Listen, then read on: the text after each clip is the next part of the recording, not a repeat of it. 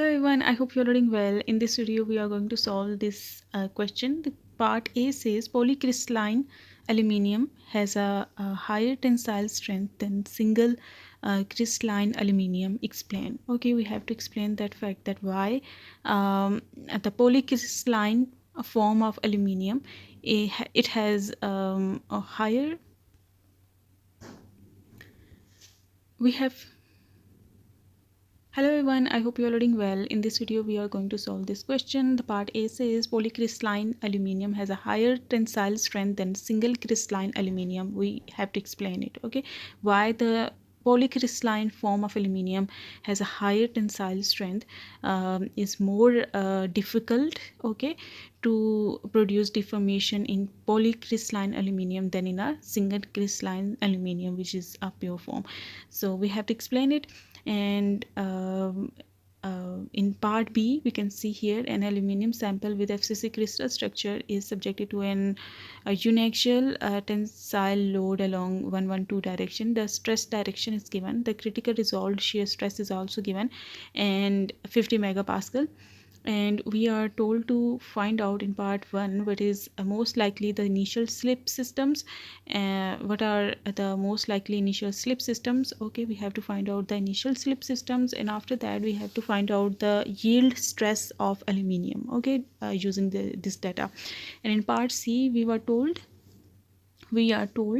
to find out that why does mild steel have upper yield and lower yield points, okay, whereas pure aluminium has only one yield point. Pure aluminium has only one yield point, but mild steel on the other hand has two yield points. Why mild steel have two yield points while pure aluminium has one?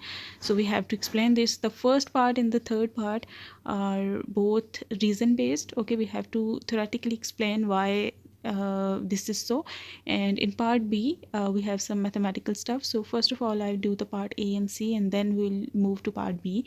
It depends. If I could find time right away, then I will upload the part B in this video.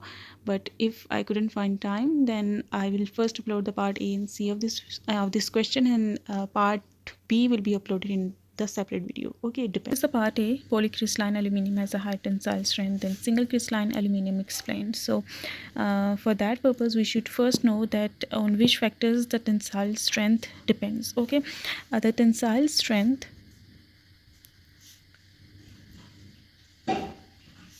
okay, tensile strength means that how easy it is for a material to get deformed which when subjected to external stress, okay.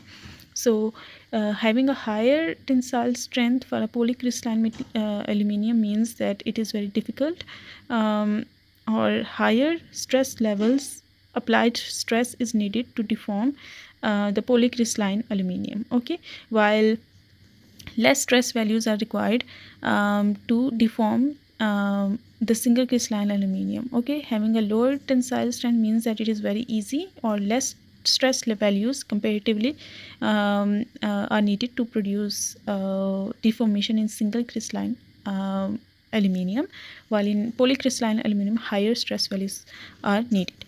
So higher stress levels are needed to deform the material. It means it's very difficult to slip, okay, and the deformation is in turn related to slips, okay.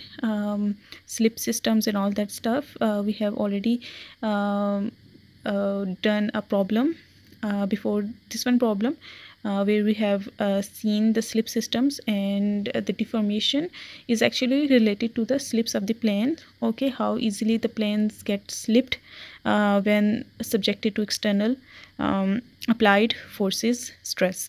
So the tensile strength is actually related to deformation, or in other words we can say slip, okay. And slip is actually related to the moment of dislocations.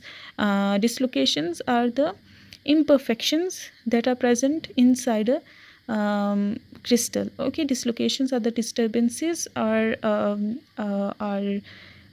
imperfections that a crystal has, okay. And these imperfections contributes a lot to determine the tensile strength, okay, and also the slip. So the tensile strength is largely affected, is largely dependent upon the slips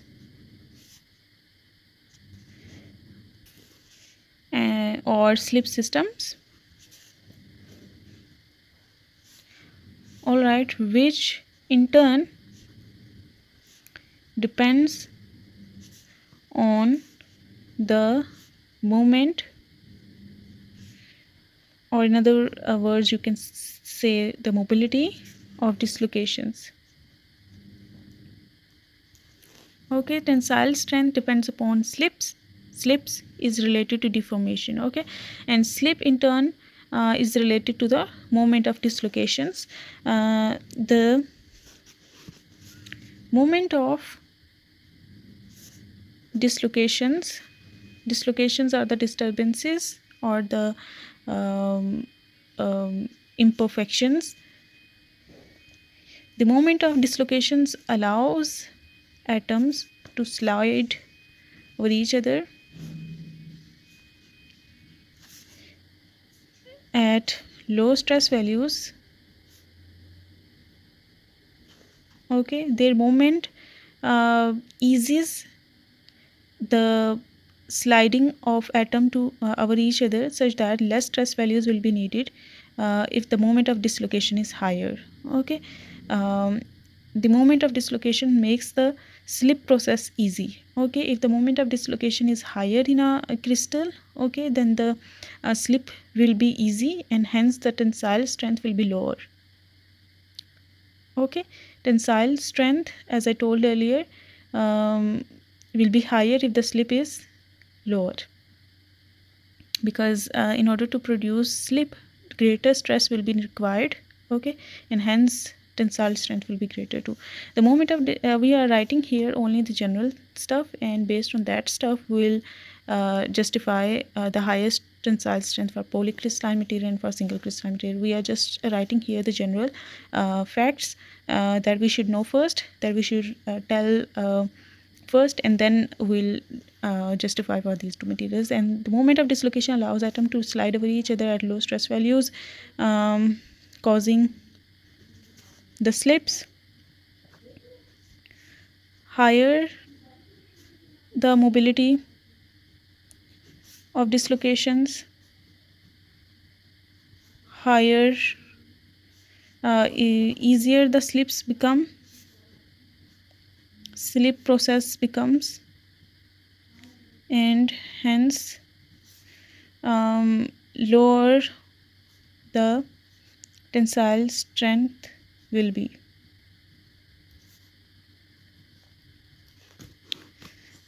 In polycrystalline aluminum, no, we should first write about the pure crystalline aluminum.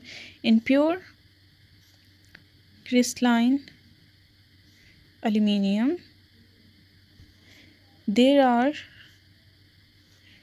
higher degree of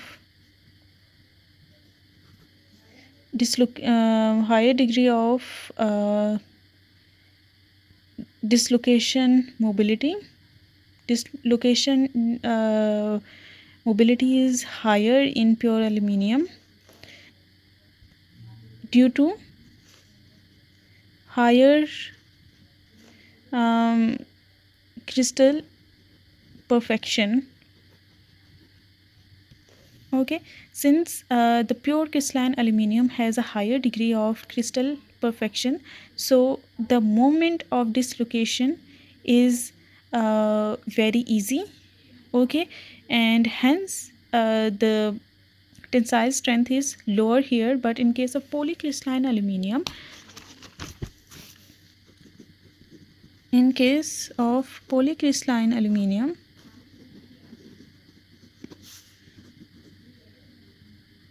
whatever additional information that I am saying but not writing, you can write it on your own, okay.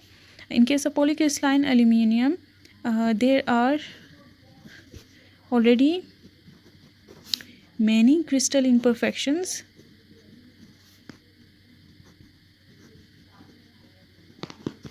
grain boundaries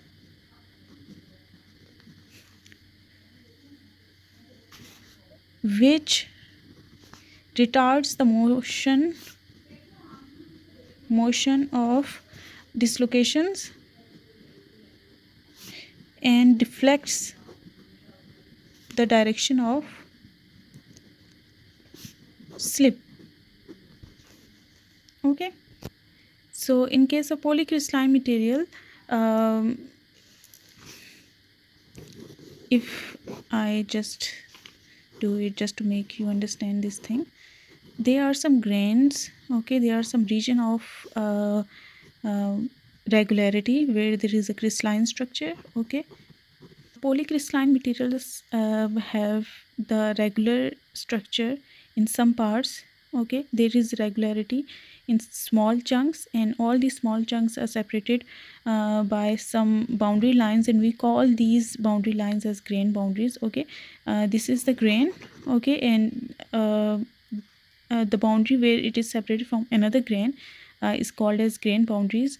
They have different, stuff going on, and it has a different stuff going on. The crystal uh, s- um, has a lot of imperfection at the grain boundaries. Okay, so the force, if the force is applied in this direction and the atoms are like displaced, for example, in this direction, then another boundary comes in where the distribution of atom is very different, which retards, okay, which provides hindrance to the motion of atom, to the slipping of atoms or planes over each other, and hence it becomes very hard at first to produce the deformation in polycrystalline materials because of the presence of these grain boundaries and a lot of disturbances, a lot of imperfections. Okay, so the reason the polycrystalline aluminum has a higher tensile strength is because of the presence of the grain boundaries and a lot of hindering factors that makes it difficult for the planes to slip over each other, as the grain boundaries, a lot of for example, if the water is flowing in this direction, okay, and there is a tank coming in this direction, okay, or if you want to move in this direction such that but the water is flowing in this one direction, it will become very hard for you to pass this path. Okay, because the arrangement is very different. Okay, so whereas in aluminium the arrangement is uniform, similar all the way, so the sliding over of atoms over one another, okay, becomes very easy because all of them are like arranged in the similar fashion.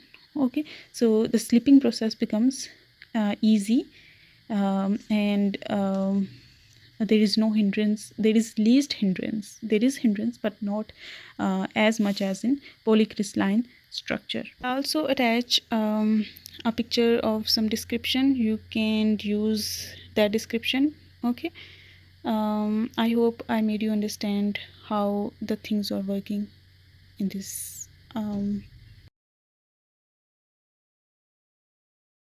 So now we are going to do the part C. Okay, why does mild steel has upper yield and low yield points? Why mild steel has two yield points, one as upper, one having a higher value and the other having a lower value, while the pure aluminum has only one yield point. So we have to justify it. Now, mild steel is not a pure form of iron. Okay, it has some impurities in it. Mild steel has carbon and nitrogen as impurity atom in them, as impurity or interstitial atoms in it. Okay, acting as the solute atoms.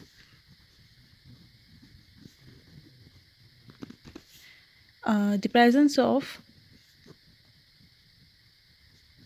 solute atoms, solute atom means carbon and nitrogen, specifically uh, carbon, nitrogen, and for example I think boron is also included. The presence of solute atoms near the dislocation sites, or you can say core, creates a quadrille atmosphere. Okay, it's all about quadrille atmosphere. Now quadrille atmosphere help it was a concept that was introduced to explain how dislocations are fixed or pinned in some metals because of the presence of some carbon, nitrogen, or small atom impurities in it. Okay, interstitials or something like that. Okay, so quadrille atmosphere is the concept that helps us to justify this behavior of yield phenomena, for example, in metals, due to the presence of the impurities like carbon and nitrogen specifically. Okay, so the presence of these solute atoms like carbon and nitrogen, when these solute atoms are near the dislocation sites, they tend to occupy those dislocation sites due to because the dislocation sites is energetically favorable site for these carbon and nitrogen atoms, as they could settle down there and they can stay there as long as the external fields or stress are not applied. Okay, um, in other locations, carbon and nitrogen produces a stress field. Their presence creates a disturbance in the lattice that makes their position on those sides difficult. Energetically, everything tends to become tends to reach to a point where they are energetically at lower energy state. Okay, so that the stress fields are lower at that point. So for these impurity atoms, dislocation sites are the most favorable sites. Okay, and they can easily occupy it and stay there for a longer time, and that is the reason whenever these solute atoms finds any dislocation site, they occupy that site, and hence occupying the dislocation sites removes the dislocation site, and removing the dislocation site mean making it difficult for the slip process to occur, because we have already seen in part A that the movement of dislocations makes the process of slip. Okay, if the moment of dislocations is higher, then the slip process will become easy, and vice versa. So these mild steel has these carbon and nitrogen impurities, due to which the quadrille atmosphere is formed. Quadrille atmosphere means the occupation of solute atoms on the dislocation sites. They are pinned. Solute atoms, carbon or nitrogen, gets pinned or fixed at the dislocations, reducing the movement of dislocations inside mild steel. Now, in order to produce moment dislocations are reducing the movement, and hence making slip process difficult and increasing the yield stress. Okay, as greater stress will be required to unpin the dislocation sites which are now pinned by these impurity atoms. The additional stress has to be applied in order to remove these carbon and nitrogen atoms from the dislocation sites, so that there are more dislocation sites available now, and the movement of the dislocation sites will create the slipping and hence the deformation. Okay, so the additional energy or stress has to be applied, and that additional upper or higher value of yield stress or stress is something that is we call as upper yield point. Okay, that corresponds to the upper yield point. Greater force is required to unpin the dislocation sites,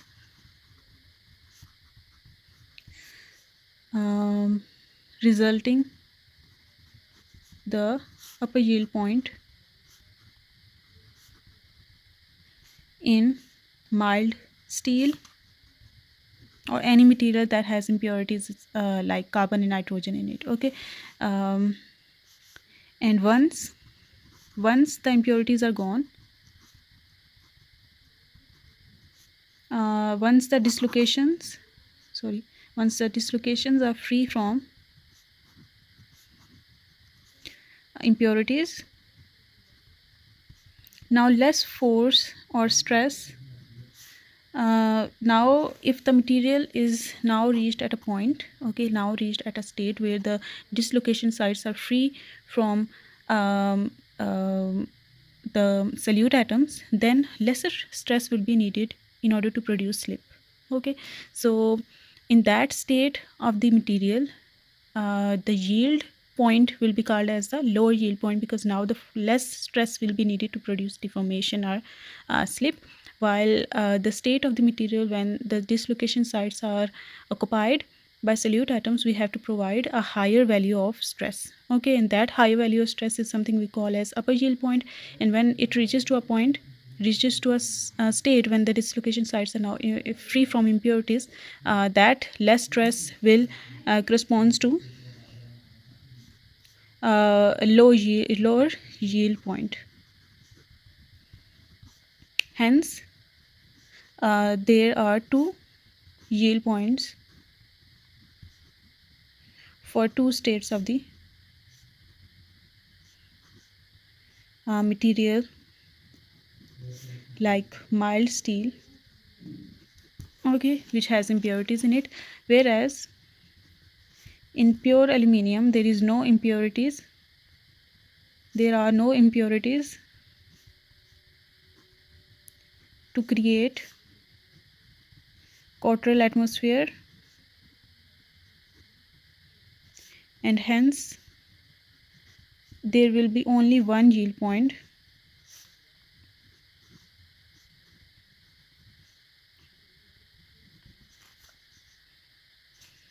to produce slip or whatever.